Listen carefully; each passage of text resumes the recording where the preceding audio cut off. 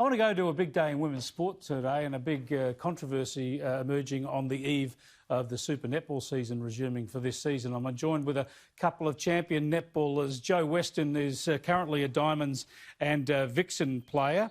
She joins us from Melbourne via Skype. And Shani Layton, who has played for the Diamonds, then played for Collingwood. Now you're with Collingwood on the footy field. Thanks for joining us, Shani and Jo. No worries. Good to be here.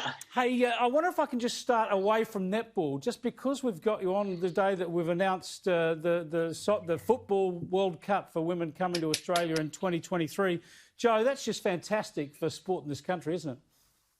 Oh, I think it's going to be phenomenal to look forward to. I watched the World Cup last year, the one in France, with a lot of interest. And I know Shani's played in a Netball World Cup here in Australia, and I think it's an amazing opportunity to play in front of a home crowd. Yeah, and Shani, I know you're an Aussie Rules footballer, but you'll be supporting Sam Kerr and the girls, no doubt. Oh, look, I just can't wait. I think it's so exciting. I think there's been a lot of talk of what does women's sport look like post-COVID. And I tell you what, it still looks exciting. I just can't wait to have it here on our home turf.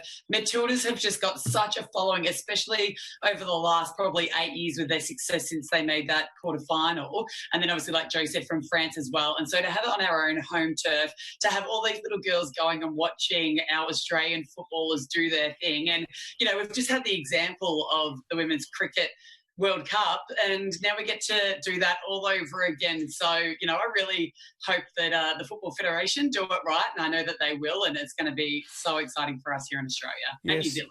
Spot on, actually, absolutely, and New Zealand as well. It's great for the country, it's great for the economy, it's great for sport in general, it's great for women's sport. Let's have a look at Sam Kerr. She had a bit to say in Perth welcoming this news today. I just want to say thank you to everyone around the country for supporting this bid. It's been a long time coming for us, and yeah, we couldn't have done it without the whole of Australia, so we're really grateful, and we can't wait to show the world not only how good we are at putting on sporting events, but to show the world our beautiful country. Great. She's a gun. Her older brother was a gun for the West Coast Eagles, but he's not even the best footballer in his family. So far from, I think. Exactly. Now, let's get on to your game. I think this is really fascinating. Of course, the Super Netball League has been delayed, like everything else, because of the coronavirus. But, Jo, they're bringing in this super goal, a zone on the outside of the goal ring where if you can shoot from in that zone in the last 5 minutes of the game, you get 2 goals. It's like it's the basketballisation of netball, isn't it?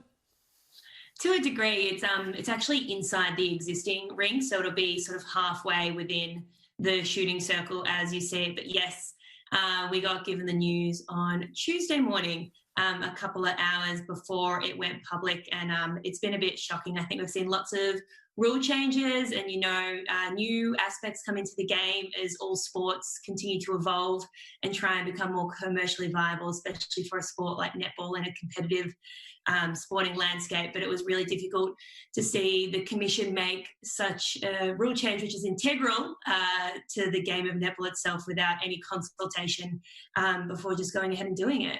Yeah, and you're with the Players Association, of course. Is there resentment, or you just got to accept it and go ahead with this rule? Do you like the rule, or you have concerns about it?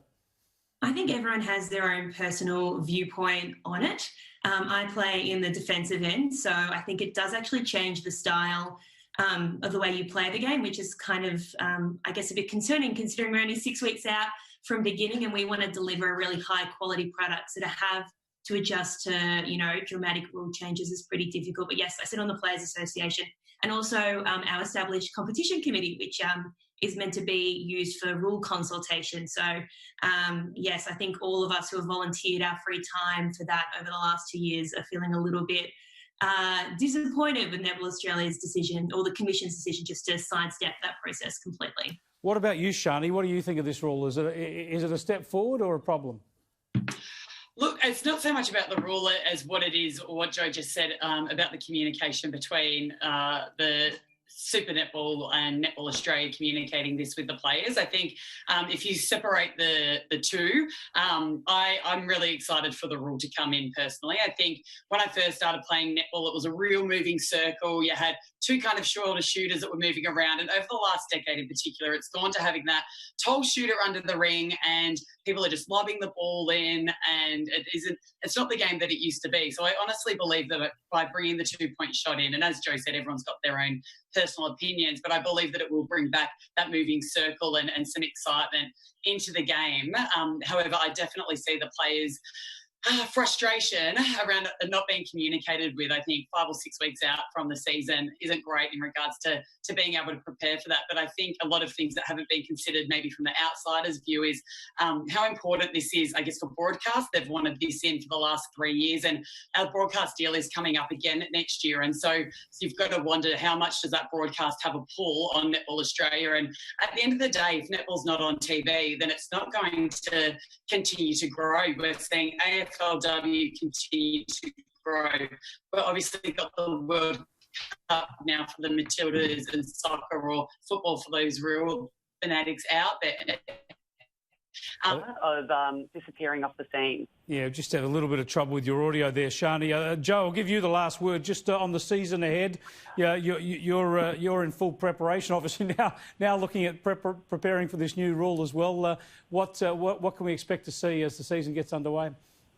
Yeah, I guess we're pretty fortunate that we have some long-range shooters in the team. I play for the Vixens, so I think, yeah, we're still hoping to kick off on August 1st if all goes to plan. Those of us who are in Melbourne are kind of holding our breath with the current situation, and where obviously none of us are really enthused by what has gone down over the last couple of days. But we're moving on in terms of our preparation. But I don't think that fractured relationship between the players, the coaches, the umpires, everyone who operates within this sphere of the sport, who have kind of been left in the dark with such a massive rule change. And it's probably going to be quite detrimental to our international competition, because as the Diamonds, we will play traditional INF rules, which are very different to what we will be playing week in, week out for Suncorp Super Netball. So I'm not envious of whoever becomes the next Diamonds head coach, given the current situation. Thanks for joining us, Jo. Good luck for the season. And Shani, when you get back underway with the AFLW, I can't possibly wish Collingwood good luck, but thanks for coming on. Thanks for coming on. Appreciate your time. Fantastic stuff. Can't wait for the Super Netball to get underway as well. Talk about Australia and New Zealand. Is there some rivalry there?